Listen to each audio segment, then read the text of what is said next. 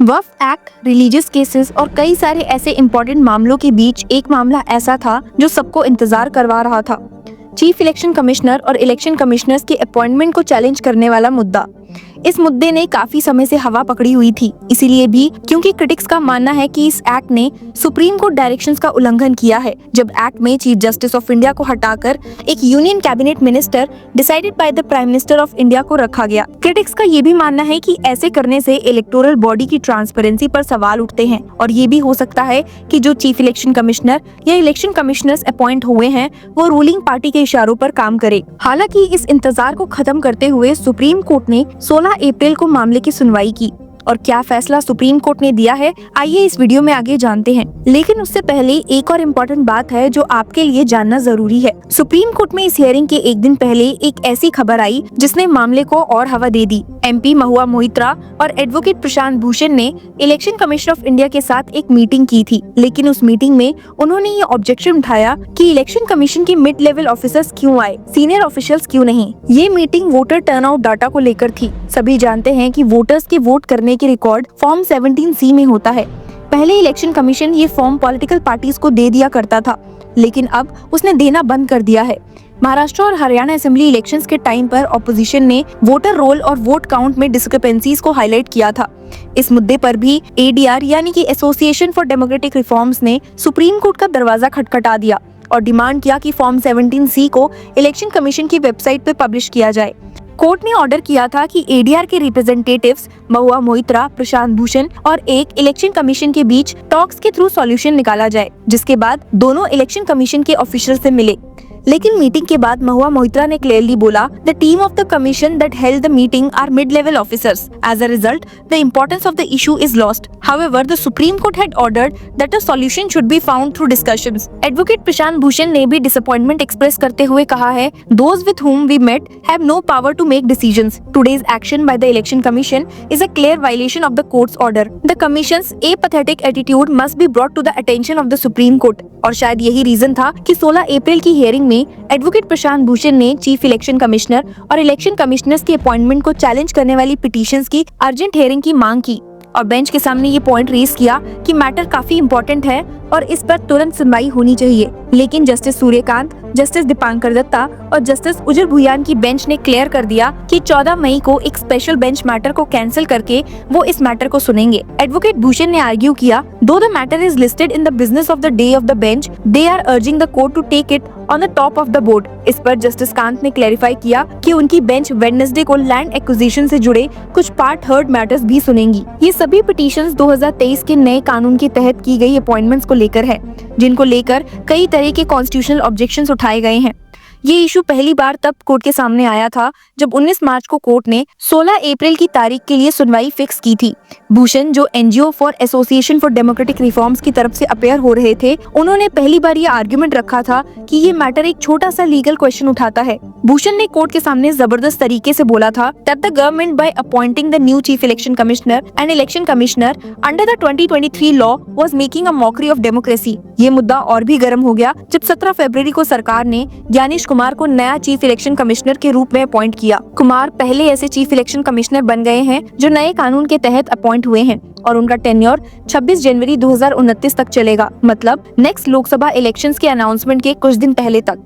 साथ ही विवेक जोशी, जो 1989 बैच के हरियाणा कैडर के IAS ऑफिसर हैं, उन्हें भी एक इलेक्शन कमिश्नर बनाया गया है। जोशी, जो फिलहाल 58 इयर्स के हैं, 2031 तक इलेक्शन कमीशन का हिस्सा रहेंगे। आपको याद तो होगा ही कि सुप्रीम कोर्ट ने 15 मार्च 2024 को नए लॉ के तहत की गई अपॉइंटमेंट्स पे स्टे लगाने से मना कर दिया था और पिटीशंस को डेफर कर दिया था। कोर्ट ने पिटीशनर्स को याद दिलाया था कि 2 मार्च 2023 का वर्डिक्ट कहता है कि जब तक पार्लियामेंट एक लॉ पास नहीं करता तब तक अपॉइंटमेंट्स के लिए prime minister, leader of opposition और चीफ जस्टिस ऑफ इंडिया की पैनल काम करेगी। कोर्ट का ये भी मानना था कि अगर सिर्फ एग्जीक्यूटिव के हाथ में चीफ इलेक्शन कमिश्नर और इलेक्शन कमिश्नर्स की अपॉइंटमेंट छोड़ दी जाए तो डेमोक्रेसी की हेल्थ और फ्री एंड फेयर इलेक्शंस के कंडक्ट पे सीरियस इफेक्ट पड़ेगा। इसी वजह से ADR ने CJI को एक्सक्लूड करने के डिसीजंस को कोर्ट में चैलेंज किया है और कहा है कि इलेक्शन कमीशन को पॉलिटिकल और एग्जीक्यूटिव इंटरफेरेंस से इंसुलेटेड रहना चाहिए, तभी जाकर डेमोक्रेसी हेल्दी रह पाएगी। ADR की तरफ से फाइल की गई प्ली में लिखा है, the verdict was overruled by the centre without removing its basis and the composition of the selection committee under the new law amounted to excessive interference of the the executive in the appointments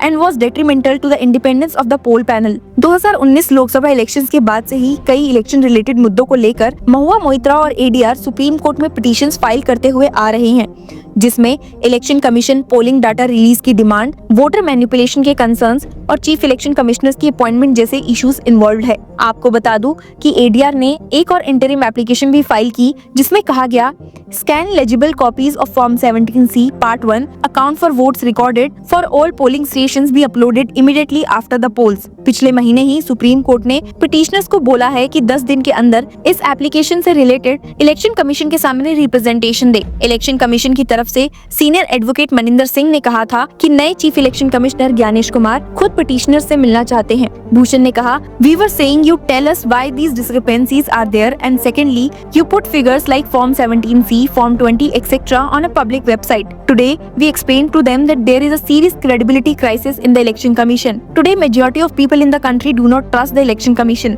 The lack of trust is arising out of lack of transparency. Mahua Moitra ने भी सवाल उठाया, when the poll panel is giving data to the election agents, why can't they upload it on their website? That will allay all the suspicions and fears that votes are being manipulated, EVMs are being tampered with. उन्होंने अपनी नाराजगी जताते हुए कहा है, unfortunately mid-level officials came for the meeting. The election commissioners did not come.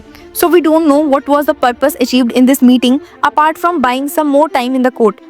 Jagdeep Chokhar ने याद दिलाया कि the meeting was held because of an offer made by the Council for the Election Commission in the Supreme Court. The CEC and the 2 election commissioners were not in the meeting. और कहा, we told them our issues have been in the court since 2019. We still spent 1 hour trying to explain, but no worthwhile or significant response came through.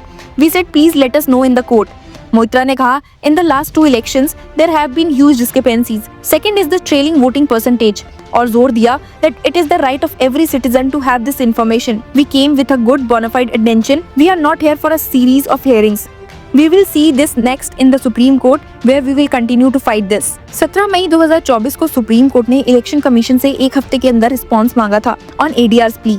Election commission ने affidavit में कहा था कि ADR की demand election process को vitiate कर देगी और पोल मशीनरी में क्योस पैदा कर देगी, स्पेशली जब जनरल इलेक्शंस ऑलरेडी अंडरवे हैं।